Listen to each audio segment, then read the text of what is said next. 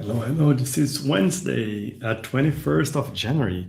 Welcome to this OllyGarden live stream. I believe this is the first one this year.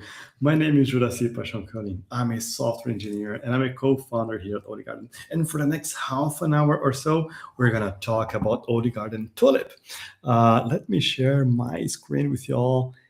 Let me see if we have it here. Let's take a look. Okay, cool. So we have our screen. How about this one here? Okay, that sounds good. Or perhaps this one. Okay, that's so much better. All right. Again, welcome to this OllyGarden live stream. My name is Juraci, and for the next half an hour, we are going to talk about OllyGarden Tulip. Now, what is OllyGarden? So at OllyGarden, we make your telemetry pipelines more efficient. I'm a software engineer here at OllyGarden. I'm a co-founder. I'm a OpenTelemetry governance committee member, and I'm a contributor to OpenTelemetry Collector, or I was more active in the past where I contributed or I started a few projects that I'm very proud of, such as the OpenTelemetry operator or OCB, the OpenTelemetry Collector builder, which we use as a building block here for Tulip for custom distributions of the collector. And I also authored the architecture for the authentication mechanisms for OpenTelemetry Collector, and I contributed to the first authentication mechanism for the collector, such as the bearer token authentication, the basic authentication extension, and so on and so forth. All right, so again, for the next half an hour, a little bit about OllyGarden. So what is it that we do, how OllyGarden works, just a couple of minutes to give you an idea of what we are doing here. I'm going to make a quick mention to other products that we have, such as OllyGarden Insights and OllyGarden Rose. And then I'm going to show you OllyGarden Tulip in action, while also showing you why Tulip exists and why, when would it make sense to use OllyGarden Tulip. All right, so OllyGarden provides tools to make your telemetry pipeline more efficient. The way that I like to say is OllyGarden gives a superpower to observability engineers, so that observability engineers, and that can be the official title, can be an SRE or a platform engineer. So we give them a superpower, and that superpower is to look into the telemetry pipeline, look into their collectors, and understand where their telemetry is. We all know that there's a lot of bad telemetry out there, and we all know that our pipelines, our telemetry pipelines are full of bad telemetry. And what OllyGarden gives is those engineers the ability to pinpoint where bad telemetry is. Now, what is bad telemetry? The telemetry might be quite a few things like PII leaks or bloated data or those duplicated logs that I published a blog post a few days ago. That is bad telemetry. And this is what OllyGarden helps you. OllyGarden helps you identify where bad telemetry is. All right, so the way that it works is you have your own cluster with your data, and your services, they generate telemetry. And that telemetry is typically sent to an OpenTelemetry collector or a collector distribution in your cluster. And it can be even in multiple layers of collectors. Typically, we have a few layers. So one perhaps is a daemon set very close to the services, acting as a gateway to a central collector that does filtering, does sampling, does cleanup of the data, does some further processing before this data is sent to a backend. So perhaps you use Datadog or Grafana or Dash0. It doesn't matter. You send your data to your backend. You send 100% of your data to that backend. But then you can also send some of that data, a sample of that data. It doesn't have to be everything. It can be everything if you want, but you send that data to OllyGarden. And then we take a look at that data and we generate insights based on patterns that we've seen in the past. So some of our users, perhaps because of my personal network, are coming from Brazil. And what it happens is we are finding quite a lot of very specific Brazilian tax ID numbers in telemetry, in places where people don't expect to find them.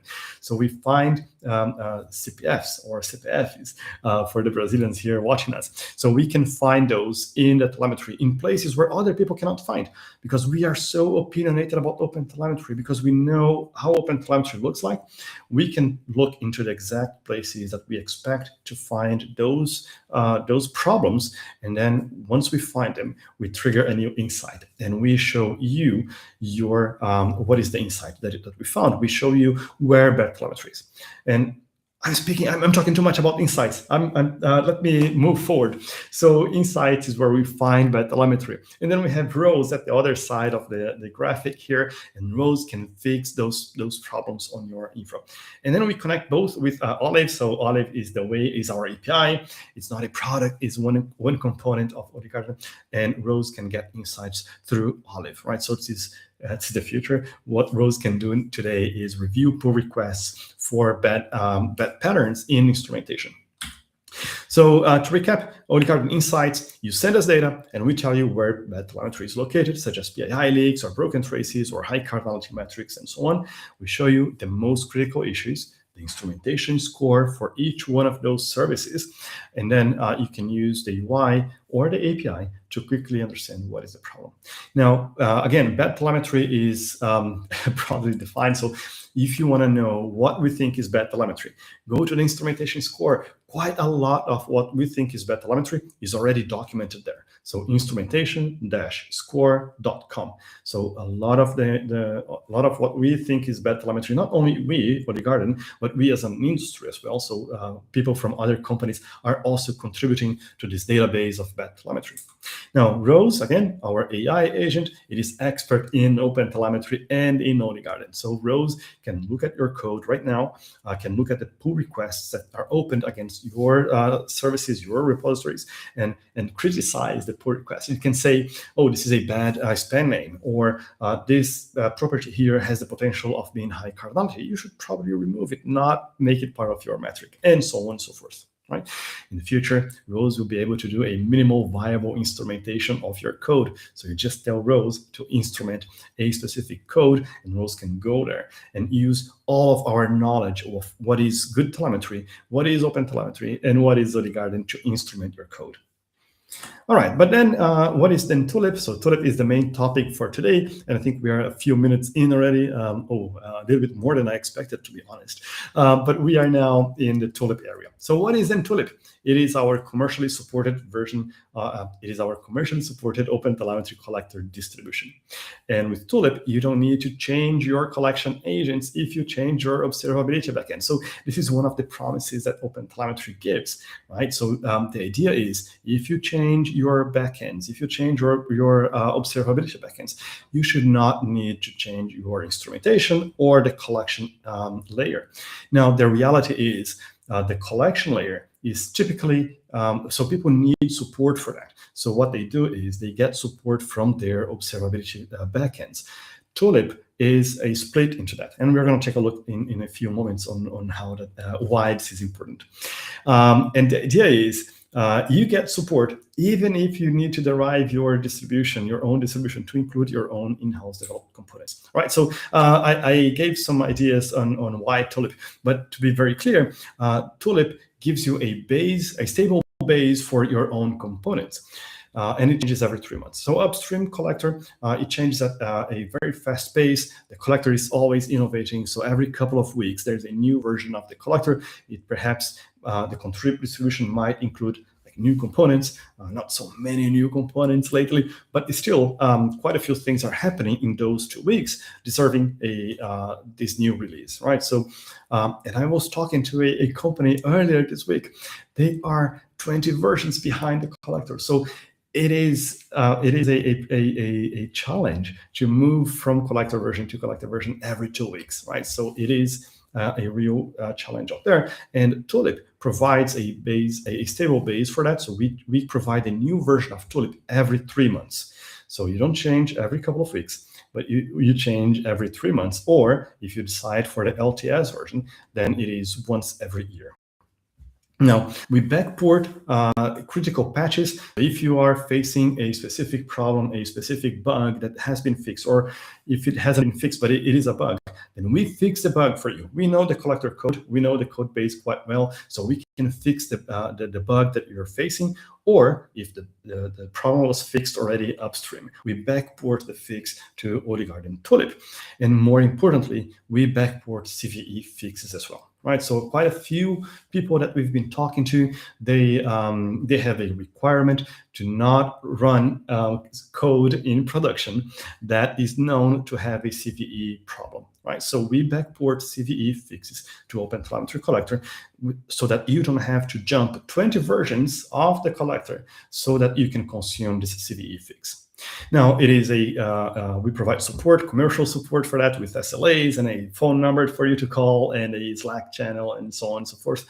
That is given by OpenTelemetry Collector experts. So I'm there, I'm in the support team, as well as other people from OllyGarden that are ramping up and starting to make their own contributions to the collector, and we can support you. We know OpenTelemetry Collector code.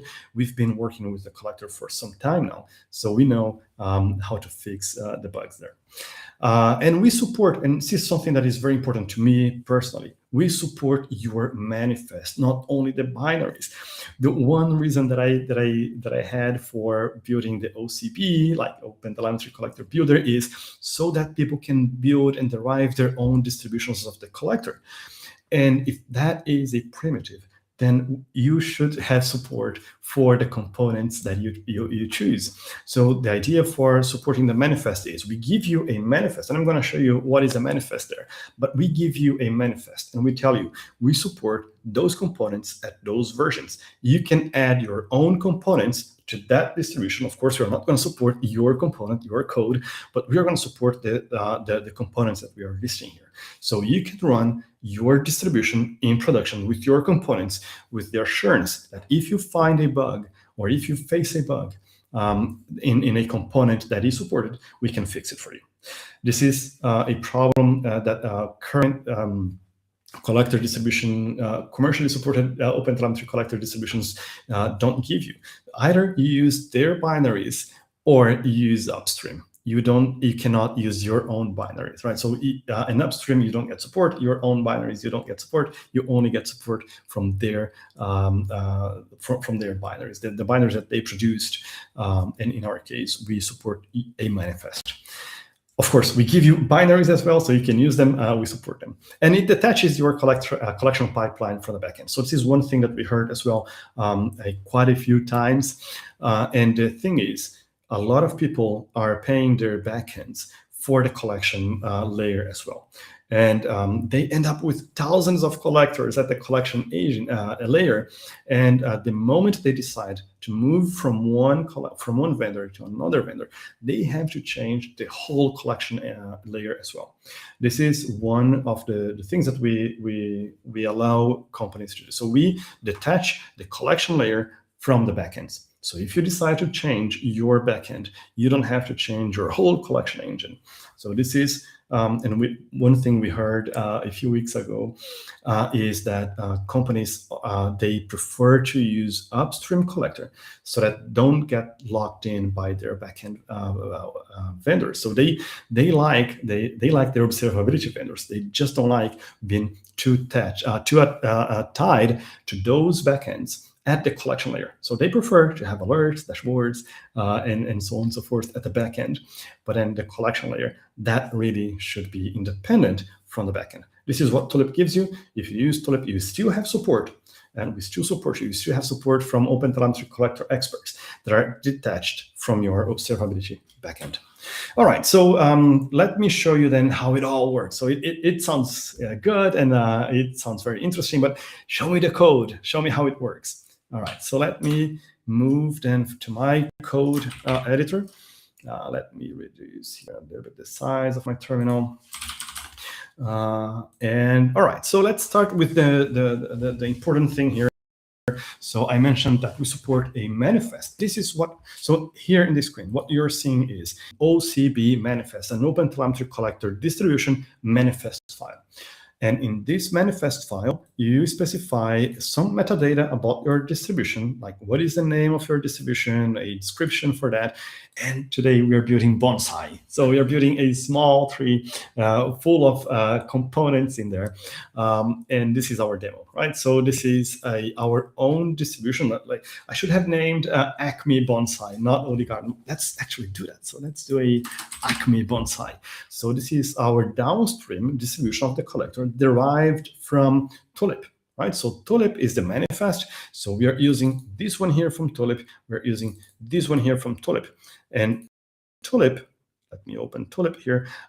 We have a Tulip distribution, and in there we have a manifest file. Everything that is in the manifest file is supported. So if you need the health check extension, if you need a bearer token auth extension, or if you need the OTLP receiver, or if you need file exporter, those are supported components. If you have any bugs in those components, we can fix it for you, or we backport the fix if a fix is already available. Now, I'm picking and choosing which components I need for my distribution, and I add here to this manifest, and then I can build this manifest. I can build a distribution out of that. Now, the way that I'm doing is I have a make file here, and you can so this is a public repository. So we have Greenhouse. So if you go to the OllyGarden organization on GitHub, you are going to find the Greenhouse repository. Within Greenhouse, after this live stream, I'm going to push the code that I have here to the directory for the live of today. So 21st of January 2026, Tulip now stream distribution. Cool. So we have this make file there. What does it do? So whenever we run it, we install OCB, and then we build our distribution. And our distribution then becomes part of this one here, and then we have a binary. And what we are doing is I created a Docker Compose that is basically starting our bonsai. So it's building based on the Docker file that we have here, and I'm going to open in a couple of minutes. And then it exposes the ports 4317, 4318. I don't think I actually need that because we have telemetry gen here in Docker Compose as well. But anyway, we have it there. We mount the config file. And we just say we hand on a backend, doesn't matter which one, and we are going to use this one here, but it doesn't have to be this one, right? So it can be any backend that you have, either locally, either open source or commercial, or as a SaaS, or as somewhere remotely. So we just need something to test here locally quickly. I don't know why we have the Postgres here, so I should remove it. I copied this Docker Compose file from some other things that we have internally. I should probably just remove this. And then telemetry gen. So telemetry gen is a tool that generates telemetry. So it's very useful for testing things, right? So in this case here, we don't have a service that is generating telemetry. We could use, I do have a few services here internally at OllyGarden that are generating telemetry. But in this case, to keep things simple, I'm just going to use telemetry gen that is exporting traces to bonsai on 4317 using OTLP insecure for 1,000 hours. I don't know, hopefully. And at a rate of 10 traces per second. So if you know telemetry gen, it means that we're going to generate 2 spans per trace. So we have 20 spans per second. Cool. All right. So this is what we have in terms of the Docker Compose. How does our Docker file look like?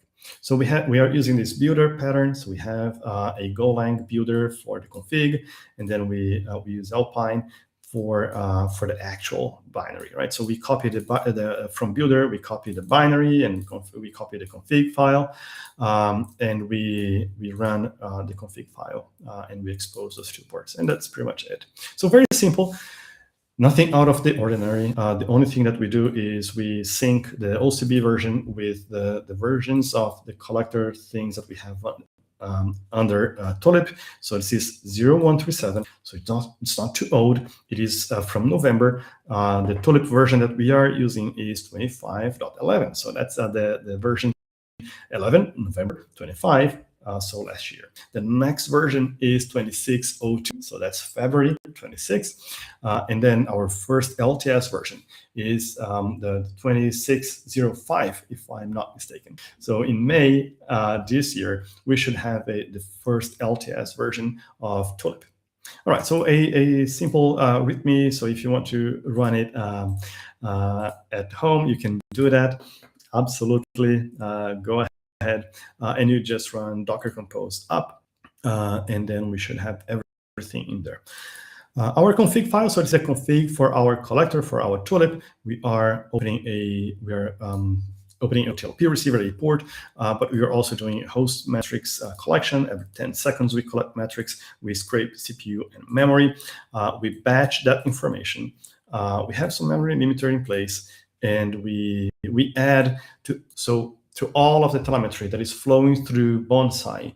What we want to do is we want to add a resource attribute saying the pipeline name is bonsai, so that we know for sure that this telemetry data point passed through our pipeline. So we want to have a positive confirmation that it went through this pipe here. Cool. All right. So, and what we are doing with that data, first we are exporting through the debug exporter, so with a verbosity detailed. So we are going to see what is happening there in the logs, but we also want to export our data to the backend that we specified.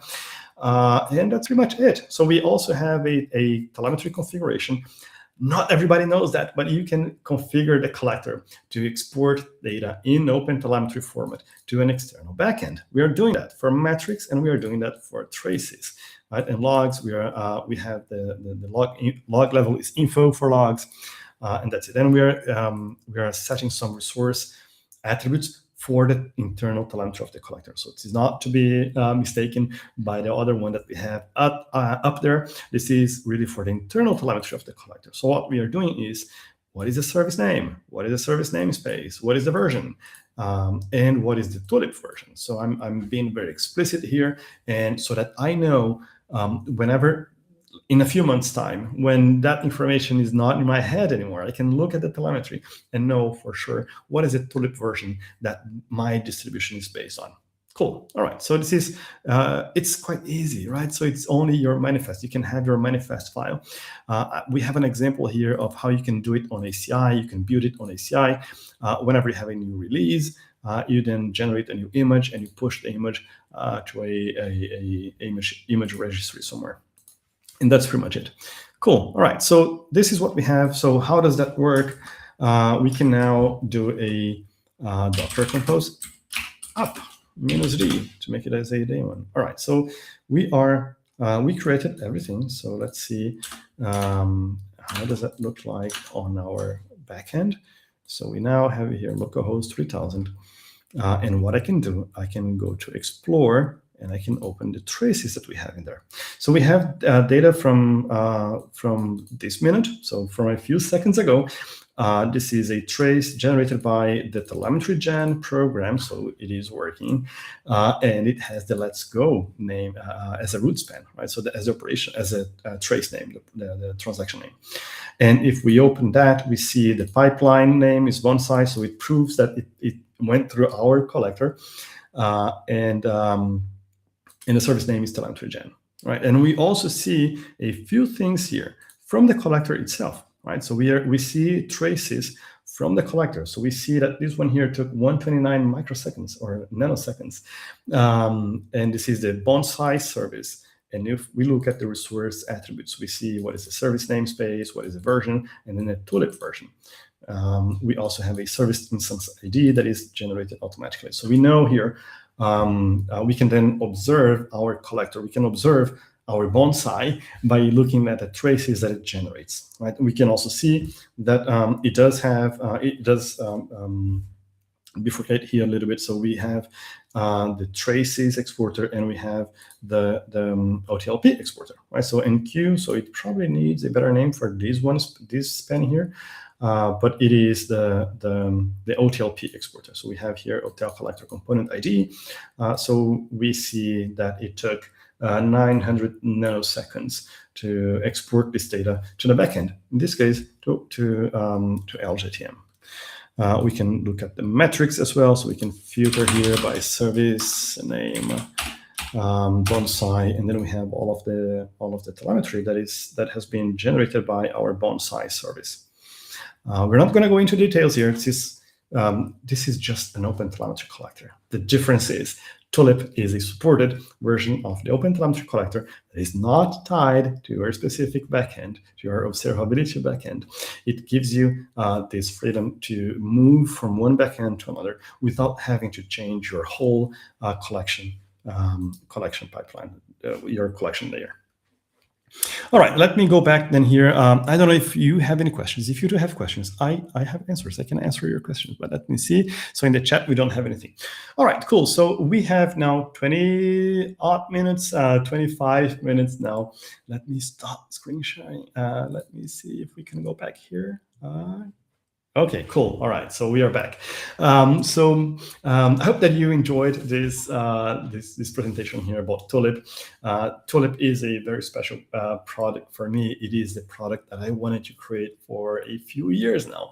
It is the way that I think the collector should be supported. So if an entity or if a company like OllyGarden wants to support a collector, then it should not support only a binary. It should support a manifest. And I know quite a lot of companies out there. They develop their own components of the OpenTelemetry Collector, and they don't have any. They don't have support from their backends, from their vendors, because their vendors, they say, I only support the binary that I give you. And what we're bringing here is a model that is relatively close to what Red Hat does, right? So I was at Red Hat before, and I'm bringing some of the things that I learned at Red Hat into OllyGarden as well, and the support model is one of them. So we give you a number to call. We support you where you are. So we support you with your distribution.